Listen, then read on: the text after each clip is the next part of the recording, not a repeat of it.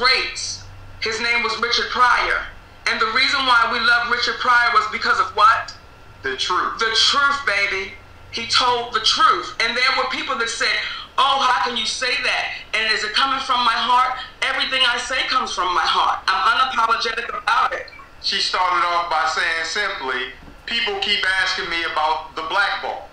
And then she began to share the information regarding the black ball.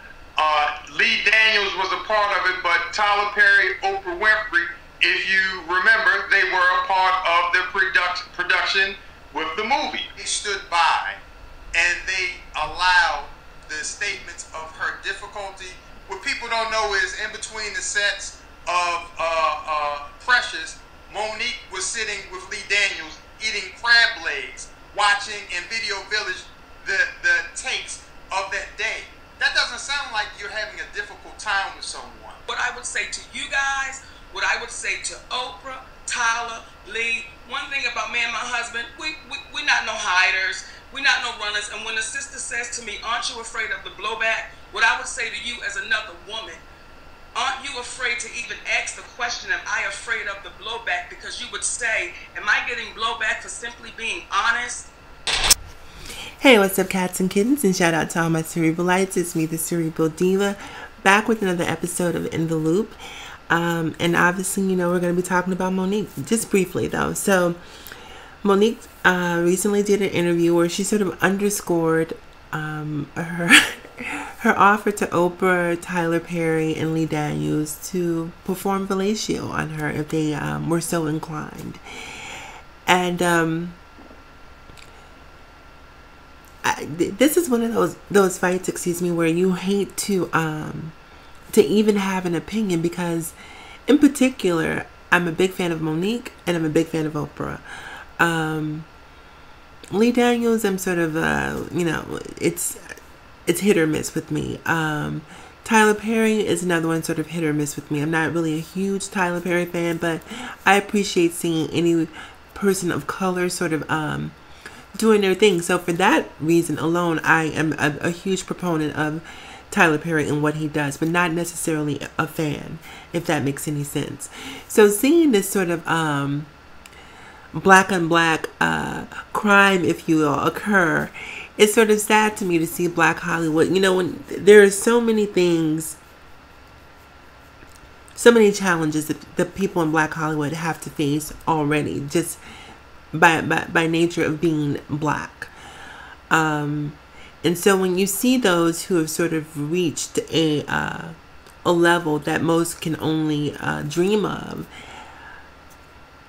going at each other, it's a little disheartening to see that. And but at the same time, I understand where Monique is coming from.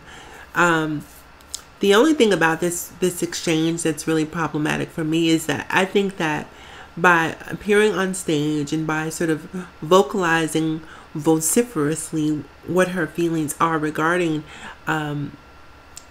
whatever problems she's had with Lee Daniels, I think that she's sort of making the point for Lee Daniels that she is difficult, that she is sort of this quote unquote angry black woman, because telling someone to suck your dick isn't exactly what people who aren't difficult to work with would do. But to Monique's point, if I've been wrong, if I've been alienated, all is fair in love and war.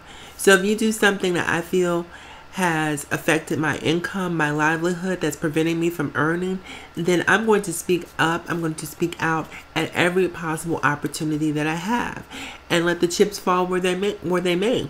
I think that at this point, Monique is sort of operating from a what do I have to lose point of view. Pretty much everything that you can take away from me has already been taken away from me. You've done everything you possibly can to damage my career. I don't have anything to lose, so the only thing I have left to fight is my voice, and I'm going to use that to fight valiantly. And so I really think that's sort of where she is in terms of speaking out speaking out publicly. Now, the one thing that I guess is a little troubling for me is that she's pulled Oprah and Tyler Perry into it and sort of caused them to be collateral damage.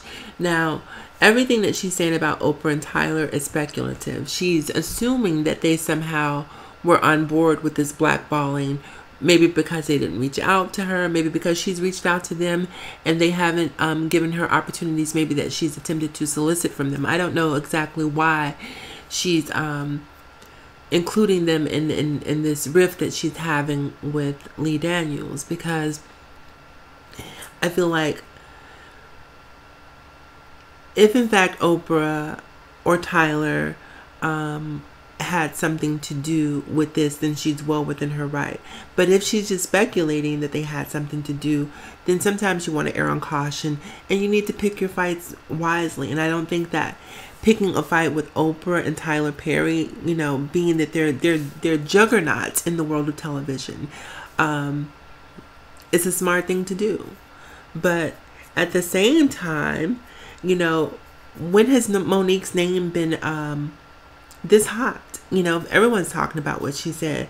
For, you know, whether it's good, bad, or indifferent, you know, her name is really on people's minds right now. So I guess any press is good press, especially if you're in a position where you feel like you've been blackballed. So I don't know if you're Oprah or Tyler Perry. What do you do? Like, do you reach out to Monique? You know, how do you call someone up after they told you to suck their dick and say, "Oh, we have this project that we want you to work on"? Like, I don't know how you do that. For me, if I'm Oprah and I'm Tyler and that's how you feel, okay, well, look, you know, you've bitten the hand that feeds you. And so if that's the choice that you make to make it on your own, then go for it. And I really think at this point, that's probably the logical angle for Monique to take. It's just to start trying to create her own projects. I know she and her husband Sydney, they do a weekly podcast where they talk about a lot of social issues, and it's actually a very interesting podcast. If you haven't seen it, you should definitely look for it.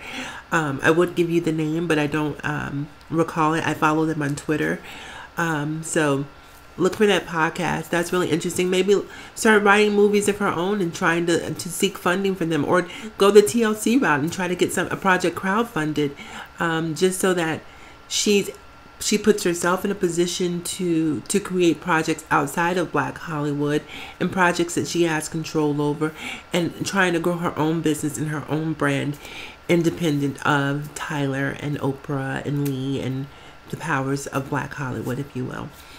Anyhow, you guys, that's sort of my take on this whole situation. I'm definitely curious to hear what your thoughts are. So please leave your comments below. As always, remember to like, comment, subscribe, and share. Yeah, remember to follow me across all social media platforms: Facebook, Instagram, Snapchat, Twitter, all that good stuff. Yeah, and as always, in closing, remember to live better, love harder, and think smarter. It's me, the Cerebral Diva, and I will talk to you guys again.